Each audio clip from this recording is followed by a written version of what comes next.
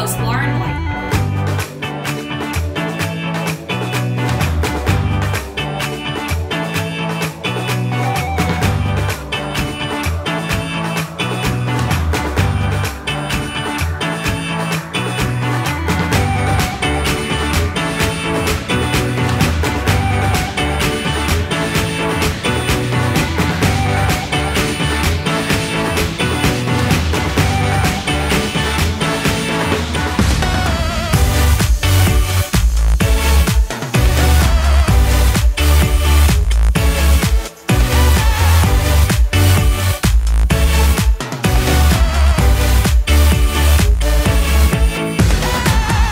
Hi, I'm Fernando QUIJANO III, also known as the Word Pimp.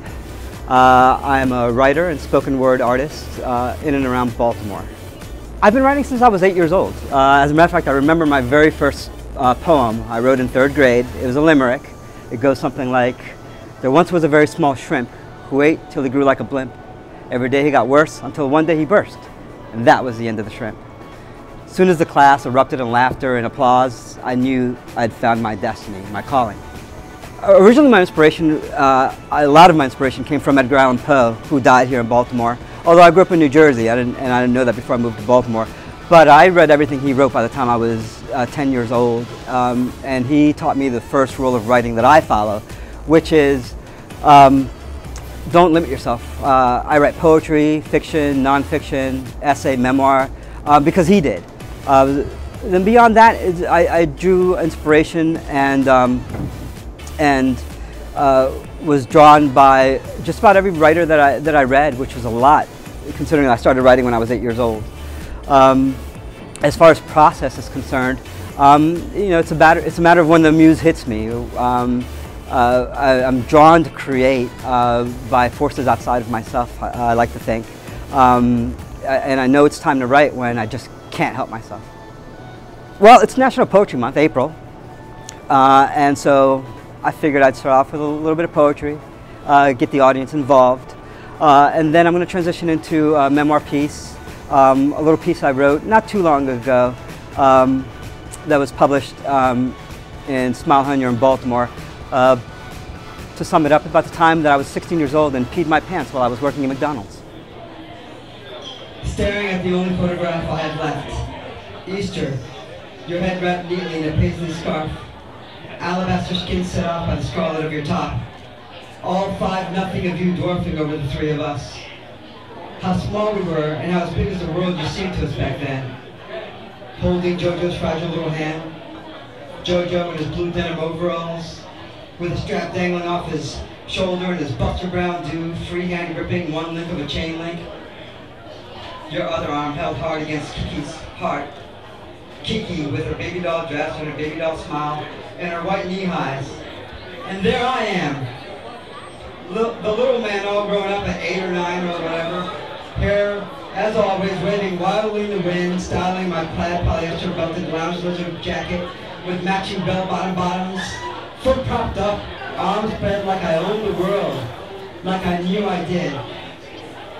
All of us there at the base of Liberty, Manhattan, and its now extinct towers barely bursting through the fog, celebrating not God, not Jesus, not life nor liberty, but love. The love that we could squeeze out of this fucked up family that we shared, that we accepted for better or for worse than that, because how can we forget those times? I stare at this, the only photograph I have left, and I imagine the others, the ones I don't have, the ones lost, the ones destroyed, even the ones that never existed. Like the picture I never took of you during one of your days for days, lounging and lost in your euphoria, hiding from the problems I didn't, still don't quite understand.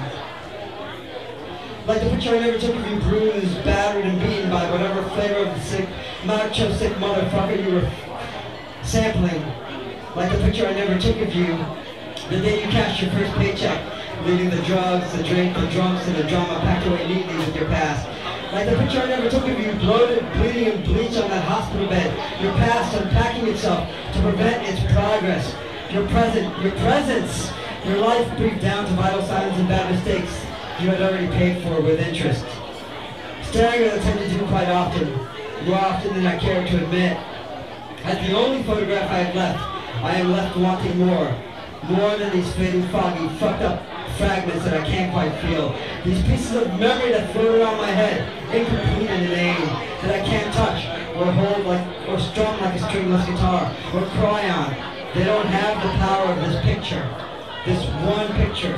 This one last picture where life was set aside one Easter Sunday, just so we can remember that the fog cannot hide the love captured in the face of Lady Liberty. I have a novel that I've recently completed, Killing Lilith, that I'm in the process of self-publishing electronically and on demand. So hopefully within 5 years, that would have launched me into my next novel, which will be a big seller. I have a site, thewordpimpspits.blogspot.com, and of course you can find me on Facebook, through Google. There's only one word pimp that I know of, so I'm not very hard to find at all. My name is Fernando, and I am a raw artist.